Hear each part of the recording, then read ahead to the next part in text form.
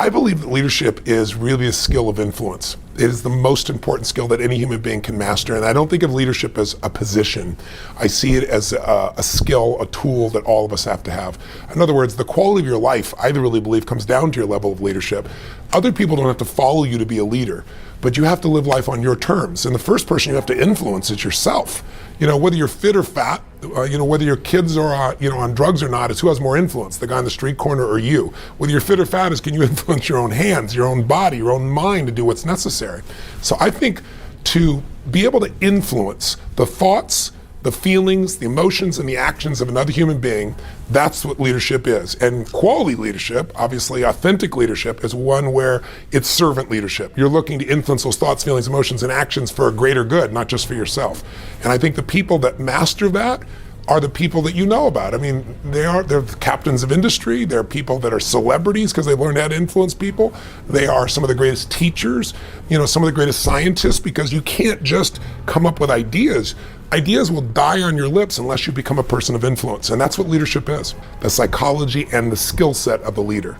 And it's 80% psychology and 20% mechanics, meaning so many small businesses, the owner might be an incredible innovator. Maybe they write incredible code. Maybe they're a tremendous influencer, but they don't know the economic side of their business, right? And they find themselves getting in trouble because somebody's giving them financial information after the fact. They don't have true financial intelligence to make decisions. And so just not having that skill, or someone might be really great in finance, but they're not any good in marketing. So sometimes it's a skill problem, but 80% of it, you can solve those skills. You can get those skills if you can change your psychology. But when you accept that, oh my God, the market's down, or oh my God, the economy in our area is down, when you allow the environment to control your psychology, you're not going to win. Changing the psychology of the leader is what will change a business faster than anything else. Changing their skills will also do it. But lots of people have the skill and they don't execute.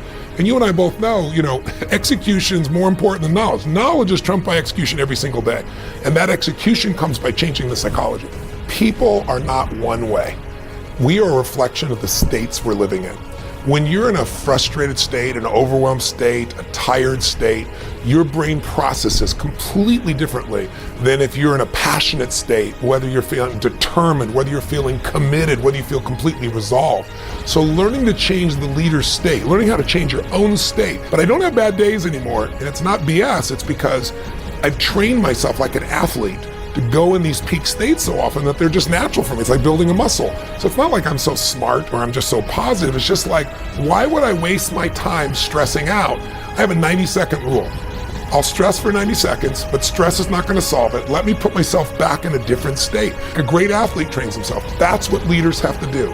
The state of the union, the state of the company is the culture, and the culture starts at the head. Whoever that leader is, their state impacts everybody else. So training yourself to be in that peak state is the key to it all. Aren't that many great leaders. Now, so then the presupposition for a lot of people will be then, well, it must be this innate talent.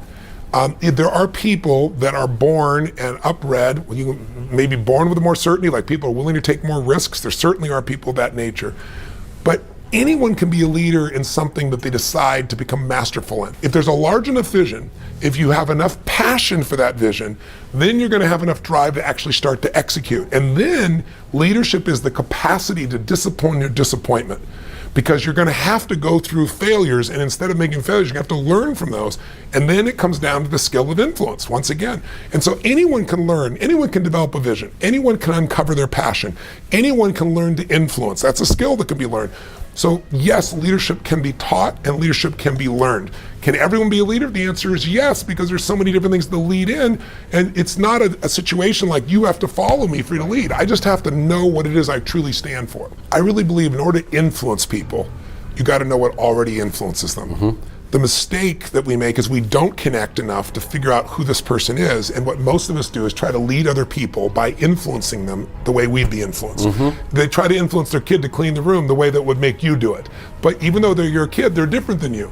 And so they're going to do it for a different set of reasons than what you would do it for. You might have done it because someone told you to, but your kid's going to tell them all day long, that's not it. There has to be something else. It's a sense of freedom they get from it, or a sense of mastery, something that's going to move them.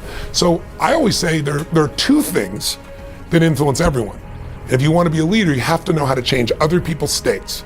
A person is in a no state, a person's in an angry state, a person's in a frustrated state. You have to be able to influence their state, because if you change their state, you're going to change the result they get. Because in the end, what we get will never make us happy. I don't care how many stars on your chart, how many Academy Awards, how much money you make.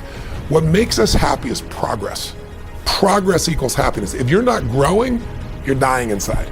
If your relationship's not growing, it's dying. If your business is not growing, no business stays static. It's either growing or it's dying. If you're at that plateau, you're going down. You better do something right now. So the mindset has to be, this is the way I live going forward. I am a learning machine, because we're living in a world where technology is changing things so quickly. I got to stay ahead. And that makes people fulfilled, because you become more. You're not just doing something because you have to or because you're trying to keep up. And business, I think, other than love, your labor is probably the most sacred gift you can give any human being, because it's so much of your time, your energy. It's the essence of all you've developed in your life. If you look at it, there's 3 gifts you could give. There's the gift of a specific art, a skill set, an ability, a talent that you have. And many people are artists. They're not just artists like they paint. They have something that they're just so good at, and then they start a business because they go, you know what? I can design better clothing than the person I work for. I can write better code. Of course, running a business is more than just the art of it, right? And most businesses are started by an artist, and most businesses, fail. A great business person says, it doesn't matter what I care about. I can't fall in love with my product or service. I need to fall in love with my client. There's another type of person who's more of a manager leader, meaning their gift is not a specific skill set, like selling or creating or something. It's managing people and processes, and they love it, right? And it's their nature. When it's your nature, you tend to get good at it if you work at it, right? Because it's just who you are. You're reinforced for it. And then there's the entrepreneur. And everybody calls himself an entrepreneur, but there are people that are entrepreneurial and there are entrepreneurs. And an entrepreneur by nature is different. An entrepreneur is in it for the money, right? They might be in it for other things too, but they do want to make money. The artist is not as committed to making money. They want to make money, but they want to do their art. They want to make that dress. They want to write that code. They want to do what they love. So if you're going to be a successful business person economically, you got to say, who am I and who do I need?